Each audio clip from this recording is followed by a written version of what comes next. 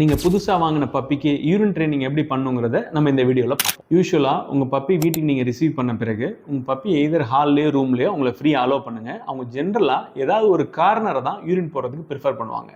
அந்த கார்னரில் நம்ம ஃப்ளோர் மேட்டை யூரின் மேலே போட்டுருங்க. மேட்டை வெளியில் எடுத்துடலாம், தரையை தொடச்சிடலாம்.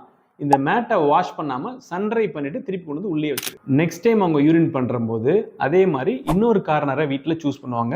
அங்கே ரெண்டாவது மேட்டை எடுங்க, பழைய டெக்னிக் மாதிரியே அதை யூரின் மேலே போட்டு வெளியே ட்ரை பண்ணி கொண்டு வந்து அதே ரெண்டாவது கார்னரில் அதை பிளேஸ் பண்ணிடு. ஸோ தேர்ட் டைம் உங்கள் பப்பி யூரின் போகும்பொழுது 90% இந்த ரெண்டு மேட்டில் ஒரு மேட்டை கண்டிப்பாக ஃபாலோ பண்ண ஆரம்பிப்பாங்க. ஸோ மேட்டை நீங்கள் ஹால்லேயோ ரூம்லேருந்தோ எடுத்து நீங்கள் எக்ஸ்பெக்ட் பண்ணுற பால்கனி ஸ்பேஸ் இல்லைனா காரிடார் ஸ்பேஸில் வச்சுட்டிங்கன்னா பப்பி அழகாக அதை ஃபாலோ பண்ணி யூரின் போயிடுவாங்க. ஏன்னா யூரின் வந்து ஃபெரமோன் பேஸ். அந்த ஃபெரமோன் எங்கே இருக்கோ அதை ஃபாலோ பண்ணி தான் போகும். உங்கள் பப்பி ஒரு நாளைக்கு கண்டிப்பாக 15லேருந்து 20 தடவை யூரின் போவாங்க.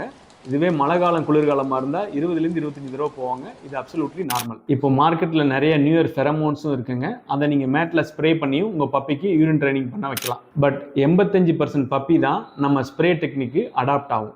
ஸோ நமக்கு ஆல்வேஸ் கோல்ட் ஸ்டாண்டர்ட்ங்கிறது நம்மளோட பழைய மேட் டெக்னிக் தாங்க.